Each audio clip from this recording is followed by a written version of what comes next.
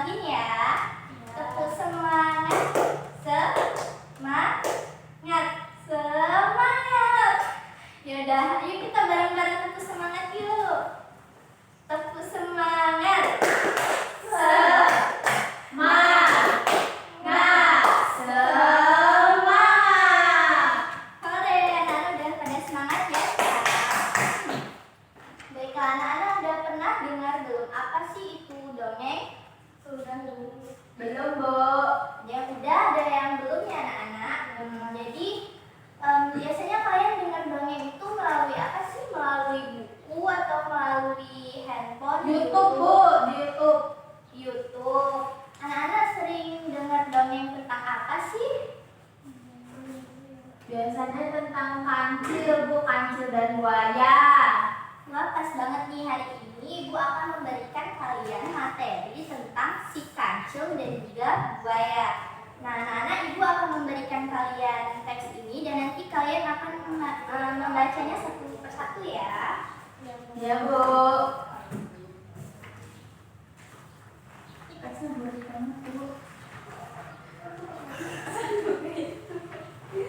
Enggak ada warnanya, Bu.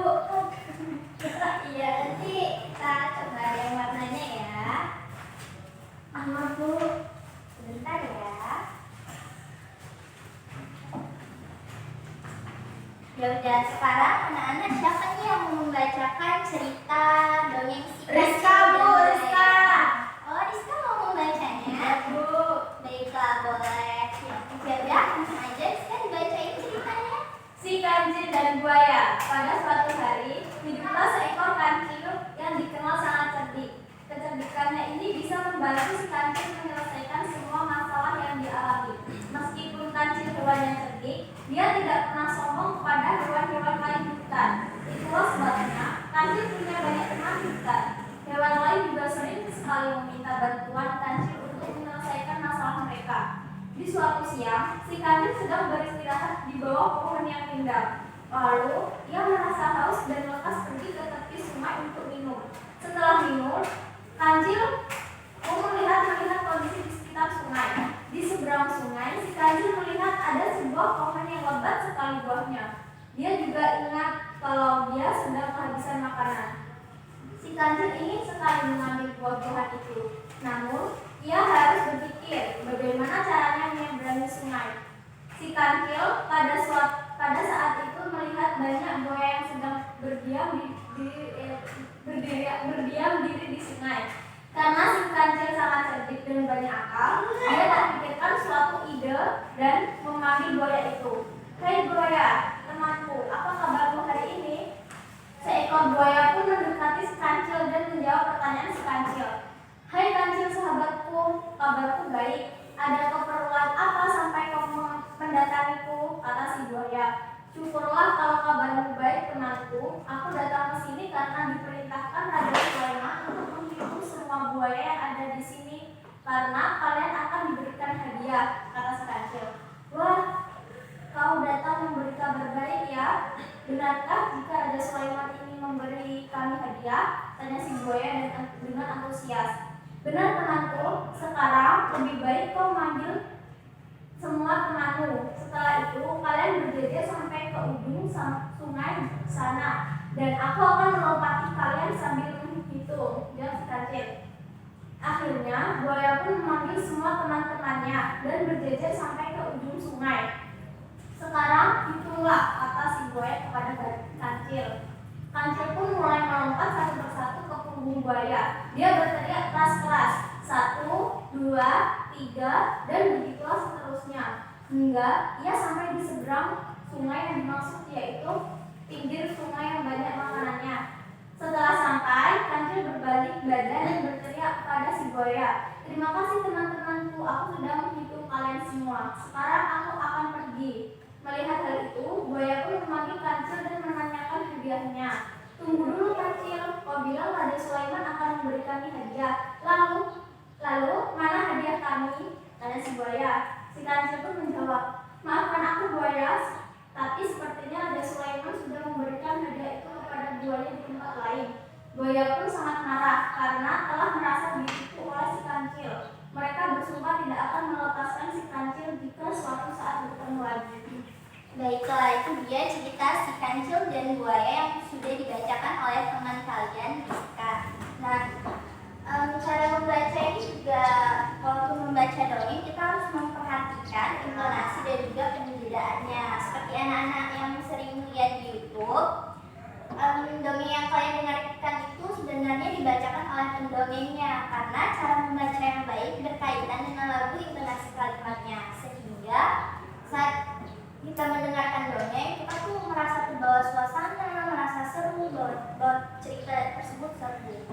Nah, Ibu akan mencontohkan bagaimana sih cara membaca dongeng yang tepat supaya ceritanya itu kelihatan lebih menarik, dan kalau ada tanda koma atau titik sebaiknya kita juga diberi penjelasan seperti berhenti sejenak.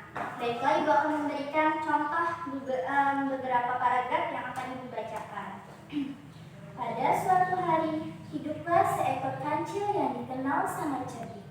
Kecerdikannya ini bisa membantu si kancil menyelesaikan semua masalah yang dia alami. Meskipun kancil hewan yang cerdik, dia tidak pernah sombong kepada hewan-hewan lain di hutan. Itulah sebabnya kancil mempunyai banyak teman di hutan. Hewan lain juga sering sekali meminta bantuan kancil untuk menyelesaikan masalah mereka. Nah, dari yang Ibu bacakan tadi, coba Ibu mau minta Hera untuk melanjutkan bacaan tersebut dengan intonasi yang tepat ya. Oke, Bu. Baik, silakan.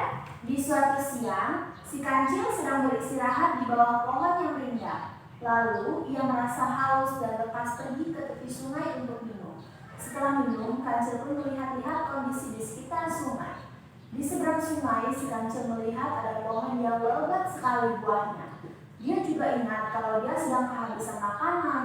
Si kancil ingin sekali mengambil buah-buahan itu. Namun, ia harus berpikir bagaimana cara menyeberangi sungai.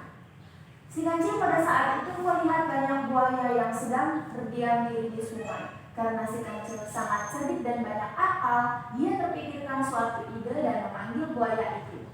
Hai buaya temanku, apa kabarmu hari ini? Baiklah, begitu cara penyampaian cerita dengan nada dan intonasi yang tepat.